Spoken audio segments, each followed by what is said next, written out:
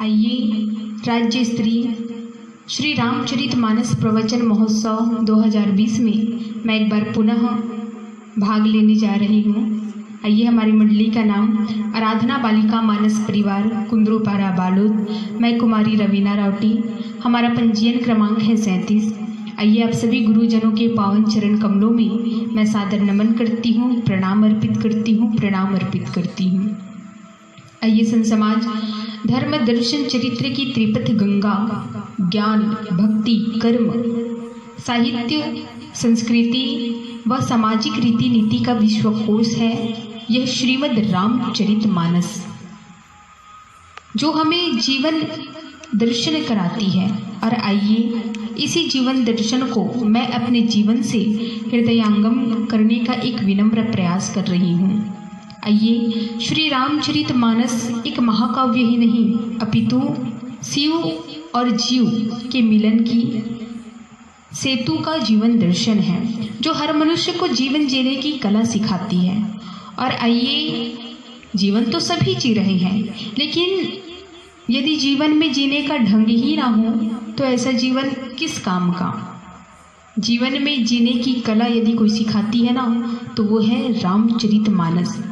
श्री रामचरितमानस एक निश्चित लक्ष्य की ओर चलने की प्रेरणा देती है।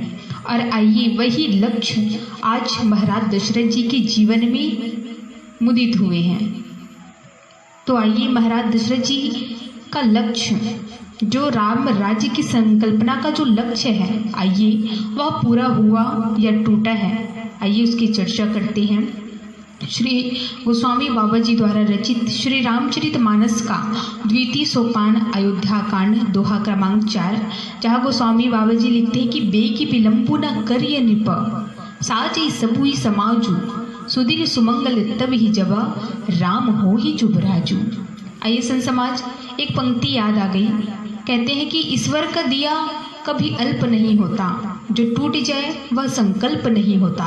हार को लक्ष्य से हमेशा दूर ही रखना, क्योंकि मौत का कोई विकल्प नहीं होता, मौत का कोई विकल्प नहीं होता। भक्ति रुदन है भाइयों, श्री रामचरितमानस कुछ और नहीं, ये गोस्वामी बाबा जी के आंसू है। और इस आंसू का एक एक कतरा हमको सीख देती है। प्रस्तुत प्रसंग में महाराज दशरथ जी द्वारा राम राज्य की संकल्पना से लिया गया है। और आइए, महाराज दशरथ जी मन में विचार करते हैं कि अब मुझे ये कर्तव्य जो है श्री राम को सौंप देने चाहिए। ये जो राज सिंहासन है वो राम जी को, श्री राम को सौंप देना चाहिए। मानस प्रेमी सज्जनों, महाराज दशरथ जी के जीवन में 3 घटनाएं घटित होती है। वरासन के बाद सर्वप्रथम सिंहासन की संकल्पना करते हैं। और आइए, वो 3 घटनाएं कौन कौन सी है, तो गोस्वामी बाबा जी लिखते हैं कि बैठे वरासन राम जानकी मुदित मन दशरथ भयो। दूसरी घटना घटित होती है कि राय सुभाए मुकुर कर दिनहा बदनो बिलो की मुकुट सब किन्हा। मानस प्रेमी सज्जनों, तीसरी घटना घटित होती है कि श्रवण समीप भये सित केसा मन हूँ जठर पनु अस उपदेशा। ये 3 घटनाएं महाराज दशरथ जी के जीवन में घटित होती है। पहले आनंद मंगल से विवाह संपन्न होता है। महाराज दशरथ जी जब राज सिंहासन पर बैठते हैं तो दर्पण देखते हैं तो मुकुट टेढ़ा, कान के पीछे के बाल जो है, समीप के बाल जो है सफ़ेद हो जाए रहते हैं। महाराज दशरथ जी को लगता है कि अब जो है ये अवस्था मुझे संकेत दे रही है कि राजन सिंहासन छोड़ो और अपना जो राज सिंहासन है वो श्री राम को सौंप दो। बुढ़ापा आ गया है। और मानस प्रेमी सज्जनों, महाराज दशरथ जी के मन में राम राज्य की संकल्पना जो है मुदित होती है, इच्छा जागृत होती है कि अब ये जो राज सिंहासन है वो राम को सौंप दिया जाए। महाराज दशरथ जी गुरु वशिष्ठ जी से अपने मन की बात को कहते हैं। और मानस प्रेमी सज्जनों, जैसे ही महाराज दशरथ जी गुरु वशिष्ठ जी को बतलाते हैं, अपने मन के बात को बतलाते हैं, तो गुरु वशिष्ठ जी को जब यह बात बतलाते हैं तब यहीं से अयोध्या कांड प्रारंभ होता है। मानस प्रेमी सज्जनों, दर्पण हमेशा सत्य दिखाता है। मूर्ख नहीं है महाराज दशरथ जी, मूर्ख नहीं है महाराज दशरथ जी, जिनको पता ना हो कि भरी सभा में किस प्रकार से रहना चाहिए एक राजा को। कहते हैं कि जब हम या कोई भी हो प्रशंसकों से घिरा हो, आपकी तारीफ करने वाले आपके आसपास जब बैठे हो ना, तो मन रूपी दर्पण हमें झांकना चाहिए। सोच लेना चाहिए कि भाई प्रशंसक जब हमारी प्रशंसा कर रहे हैं, हमारी तारीफें कर रहे हैं, तो क्या हम उस लायक हैं?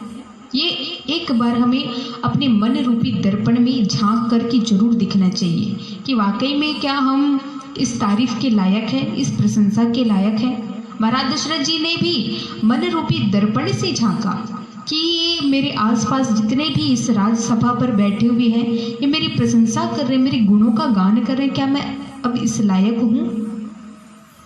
तो मानस प्रेमी सज्जनों, महाराज दशरथ जी यहाँ पर मन रूपी दर्पण में अपने आप को झांकते हैं, और जब अपने आप को झांकते हैं तो महाराज दशरथ जी को लगता है कि शायद अब मेरे कान के समीप की जो सफ़ेद बाल है वो मुझे संकेत दे रहे हैं कि हे राजन, बुढ़ापा आ गया है।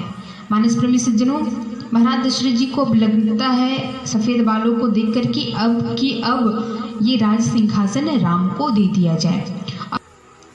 बेगी विलंबु न करिय निप साजई सबुई समाजू।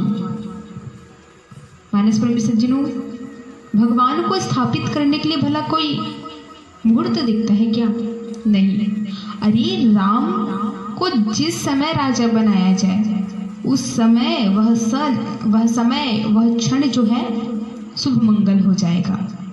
अयोध्या कांड हमें दर्शन कराती है, अयोध्या कांड हमें दर्शन कराती है कि जीवन में जो भी है उसका सदुपयोग किया जाए। और मानस प्रेमी सज्जनों, अयोध्या कांड में तीन चीज देखने को मिलता है। पहला कि परिवार का सत्य प्रेम है, समाज का सत्य सेवा है, और व्यवसाय का सत्य परिश्रम है। कांड का जो कथा क्रम है वह परिवार, समाज और व्यवसाय से ही चलेगा। मानस प्रेमी सज्जनों, सबसे पहले परिवार की बात आती है। भगवान रामचंद्र जी का अपने परिवार के साथ अद्भुत प्रेम था। उसके बाद राम वनवास में भगवान रामचंद्र जी ने भील कोल की रात सब समाज की सेवा की भगवान रामचंद्र जी ने। और तीसरा है व्यवसाय। जब भरत जी भगवान रामचंद्र जी को वापस लेने के लिए आते हैं, तब भगवान रामचंद्र जी भरत को राज्य सौंपते हैं। कहते हैं कि ये भरत, तुम अब राजा हो, और राजा का कर्तव्य होता है राज्य करना। कैसे राज्य करना? सत्य, निष्ठा और प्रेम से राज्य। और मानस प्रेमी सज्जनों, महाराज दशरथ जी को लगा कि यह सूचना राम को दी जाए। महाराज दशरथ जी ने गुरु वशिष्ठ जी को कहा कि हे गुरुवर, आप राम को जाकर के सूचित कीजिए। तत्पश्चात गुरु वशिष्ठ जी जो है भगवान श्री रामचंद्र जी की कक्ष पर आते हैं और बड़ा अद्भुत वचन बोलते हैं। कहते हैं, और मानस प्रेमी सज्जनों, ये जो वचन बोले हैं ना यहाँ पर गुरु वशिष्ठ जी, यही इस प्रसंग का प्राण है। कहते हैं कि राम करहु सब सजब आजू, जो विधि कुशल निबाहे काजू। मानस प्रेमी सज्जनों, गुरु वशिष्ठ जी ने प्रभु श्री रामचंद्र जी से कहा कि राम, आज रात पूरी निष्ठा से संयम का पालन करो। कल सुबह तुम्हारा कल तुम्हारा राज्य तिलक होगा। और मानस प्रेमी सज्जनों कहने लगते हैं गुरु वशिष्ठ जी कि कल तुम्हारा राज्य तिलक हो जाएगा, तुम राजा बन जाओगे और सब काम अच्छे से निपट जाएगा। मानस प्रेमी सज्जनों, सत्ता जो है धर्म से जुड़ी है, और गुरु का कर्तव्य होता है कि सत्ताधीश को वह उसका दायित्व समझाए, प्रेरित करे उन्हें। गुरु वशिष्ठ जी प्रभु श्री रामचंद्र जी से कहते हैं कि राम, कल तुम्हारा राज्य तिलक होने वाला है, उससे पूर्व तुम आज रात में ही पूरे निष्ठा से संयम का पालन करो। और मानस प्रेमी सज्जनों, ये कोई ऐसी बात कोई राजनेता नहीं कह सकता, यह एक गुरु ही कह सकते हैं कि गुरु का दायित्व होता है कि सत्ताधीश जो कल राज्य करने वाला हो, जिसका कल राज्य तिलक होने वाला हो, उसका दायित्व होता है कि आज रात पूरे समय का वह पालन करे। क्यों? क्योंकि सत्ता जो है धर्म से जुड़ी है। मानस प्रेमी सज्जनों, जैसे ही प्रभु श्री रामचंद्र जी गुरु वशिष्ठ जी के मुखारविंद से सारी बातों को सुनते हैं तो द्रवित हो उठते हैं। उन्हें करुण रुदन पुकार सुनाई देने लगती है। प्रभु श्री रामचंद्र जी जैसे ही करुण रुदन पुकार सुनाई देने लगती है तो उन्हें याद आता है कि पर्वतों पर ऋषियों द्वारा हड्डियों का जो ढांचा बनाया गया है, ऋषियों की हड्डियों का जो ढांचा बना हुआ है, वो सारी चीजें दिखाई देने लगती है। रक्त से भरा घड़ा उनके आंखों में झूलने लगता है। अनेक प्रकार से चिल्लाहट की आवाज उनके कानों पर पड़ने लगती है। प्रभु श्री रामचंद्र जी द्रवित होते हैं और मानस प्रेमी सज्जनों, ये ऋषि मुनियों की पुकार उनके आंखों में झूलने लगती, सारी चीजें उनको दिखाई देने लगती है। प्रेमी सज्जनों, हर मनुष्य के जीवन में वह संयम की रात आती है जब मनुष्य को कुछ निर्णय लेना होता है, और उसी रात प्रभु श्री रामचंद्र जी और माता जानकी जी के बीच में अद्भुत चर्चा होती है। हर नारी का गौरव होता है कि वह जिस राज्य में विवाह होकर के जा रही है वह उस राज्य की रानी बने। लेकिन प्रभु श्री रामचंद्र जी और माता जानकी जी की जोड़ी एक ऐसी जोड़ी है जिन्होंने जीवन भर दुख और पीड़ा को सहा है। यही गोस्वामी बाबा जी के आंसू है। भगवान का अवतार जिस उद्देश्य से हुआ है, इस उद्देश्य को पूरा करने में माता सीता जी की भूमिका अकथनीय है। मानस प्रेमी सज्जनों, आप सभी जानते होंगे कि माता सीता जी ने भगवान श्री रामचंद्र जी के इस अभिनय को पूरा करने के लिए माता सीता जी ने कितने दुख पीड़ा कष्ट सहे हैं। रावण के द्वारा माता सीता जी का हरण हुआ, माता सीता जी लंका में रही, भगवान श्री रामचंद्र जी की प्रतीक्षा करती रही। इतने दुख पीड़ा माता सीता जी ने सहन किए हैं, और यही रामचरितमानस की खासियत है, यही आदर्श है जो हमें सीख देती है, धैर्य की सीख देती है, त्याग की सीख देती है, समर्पण की सीख। प्रभु की ललित लीला है संसमाज, लेकिन हमें दर्शन करना है भगवान के मानवीय रूप का, और यही आदर्श रूप प्रस्तुत करता है।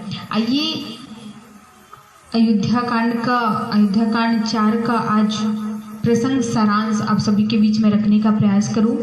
इस कथा का प्रसंग सारांश है मानस प्रेमी सज्जनों, महाराज दशरथ जी के मन का जो राम राज्य का जो संकल्पना है वह अधूरा रह गया। कहा जाए तो राम राज्य के लिए ईश्वर का नक्शा तैयार ही नहीं हुआ। कैसे? क्योंकि अभी उसके लिए 14 वर्षों का समय और चाहिए था। वो कैसे? तो बोले कर्तव्य की कसौटी के लिए भी 14 वर्षों का समय और चाहिए था, तभी जो है राम राज्य संभव है। और यदि महाराज दशरथ जी का जो संकल्प है यदि वह पूरा हो जाता तो प्रभु श्री रामचंद्र जी अयोध्या के राजा ही बनकर के सीमित रह जाते, सिर्फ अयोध्या के राजा कहलाते, पूरे जगत के राजा नहीं कहलाते, यदि महाराज दशरथ जी का जो संकल्प है वह पूरा हो जाता। और दूसरी बात यह है कि जिस समय महाराज दशरथ जी ने राम राज्य की संकल्पना की थी उसी समय रावण का भी राज्य चल रहा था, और राम राज्य और रावण का राज्य दोनों एक साथ असंभव है, हो ही नहीं सकता। इसलिए पहले राम राज्य के लिए पहले रावण का वध होना अत्यंत आवश्यक है, उसके बाद ही राम राज्य संभव है। कैसा होता है राम राज्य? क्या है राम राज्य? ऐसा आदर्श राज्य जहाँ राजा को चाटुकारिता पसंद ना हो, जहाँ हर जगह सर्वत्र सुख ही सुख, आनंद का अनुभव हो, जो अपने छल कपट को छोड़ करके राजा के द्वार आए। राजा का द्वार हमेशा खुला रहना चाहिए, राजा का द्वार हमेशा जो आदर्श राजा है उसका द्वार हमेशा खुला रहता है, और जो व्यक्ति अपने छल कपट को छोड़ करके राजा के द्वार आए, ऐसा होना चाहिए राम राज्य। और गोस्वामी बाबा जी लिखते हैं कि दैहिक वैदिक भौतिक तापा राम राज्य कछु नहीं व्यापा। मानस प्रेमी सज्जनों, राम राज्य में कभी दुख आ ही नहीं सकता, और यदि दुख आ भी जाए तो वह किसी को नहीं व्यापता। काकभुशुंडी जी कहते हैं कि राम राज्य नग भेष सुनो सचराचर जग माही। जिस घाट में पशु पक्षी मनुष्य सभी जो है एक साथ मिल करके एक ही घाट का पानी पीता हो, वही असली राम राज्य है। तो मानस प्रेमी सज्जनों, ये रही आज की कथा प्रसंग का सारांश। और यदि मुझसे कोई भूल चूक हो गई होगी, यदि मेरे मुख से कोई त्रुटि फूटी निकल गई होगी, तो आप हमें अपने बच्चे समझकर मेरी गलतियों को, मेरी भूल चूक को क्षमा कीजिएगा। जय श्री राम। सादर।